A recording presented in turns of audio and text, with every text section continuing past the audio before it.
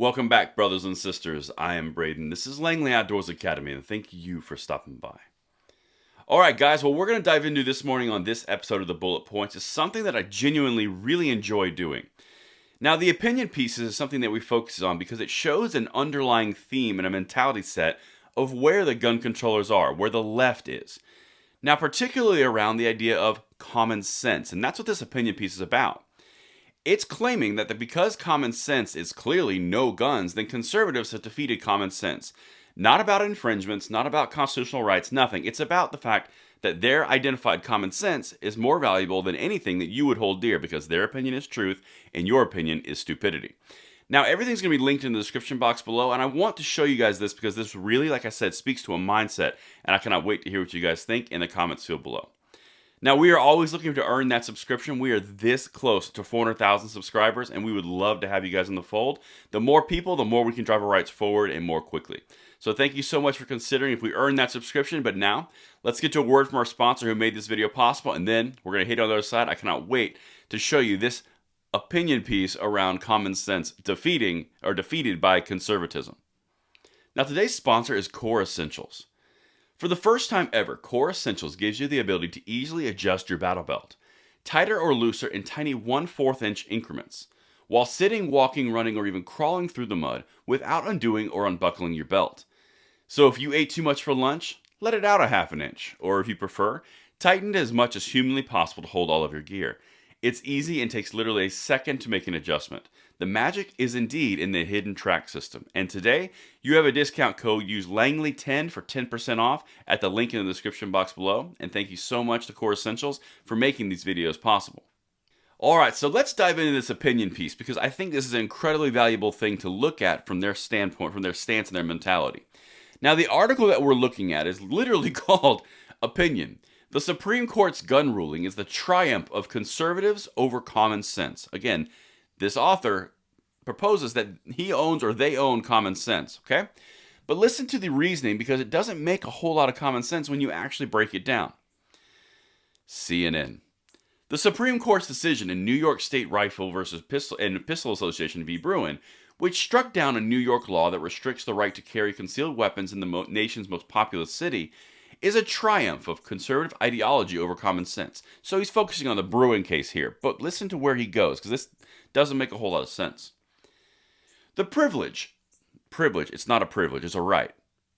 Anyway, the privilege has generally been limited to professional security guards, active and retired law enforcement personnel, and proprietors of certain businesses, like check cashers and diamond dealers, who walk around with lots of cash or jewelry. But the conservative majority of the Supreme Court struck down the use of proper cause, which was never clearly defined in New York law as a criteria for allowing concealed carry permits. So right out the gate, this person is saying, like, well, they needed the gun, so they get one, and this person doesn't need the gun, so they don't get one. He is defining the idea of proper cause. The state, or in this case, a journalist, or an editorial board, or whomever is deciding and assigning value to who gets a gun and who does not. Whose life is more valuable in what way? That's the problem. But they completely negate that and they don't see it. They can't see the forest through the trees because their common sense trumps everything, right?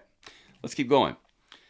The majority opinion, authored by Justice Clarence Thomas, holds that the Second Amendment right to keep and bear arms should not be parceled out by bureaucrats using unwritten criteria to decide who gets to enjoy their constitutional rights. Sounds about right.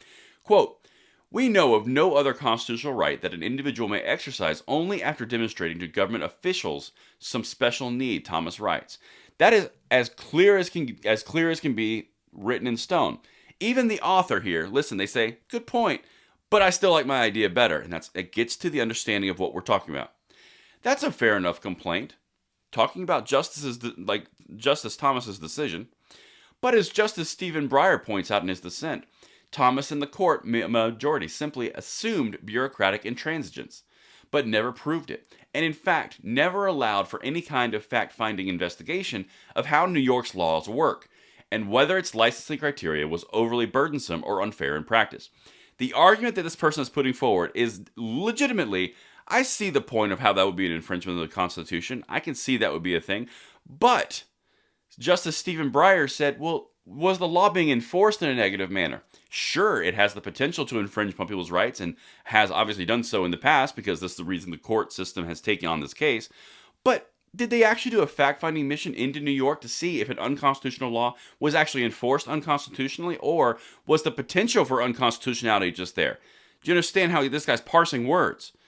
The point is, the probability or the ability for a government or a bureaucratic institution to devoid you of your rights is there, therefore it's unconstitutional, not if it was enforced in this case and not enforced in the other. It's not a matter of how well the infringement works or doesn't work, it's a matter of the infringement exists. But they don't understand because common sense just got overridden by conservative values. That's what this person is saying. It makes zero sense, and yet they're still coming at this from an arrogance perspective. But let's keep going. What makes Bruen a truly radical decision is that the court has ordered New York, along with 6 other states and the District of Columbia, to loosen the way it issues gun licenses and dole them out based on an unspecific set of requirements.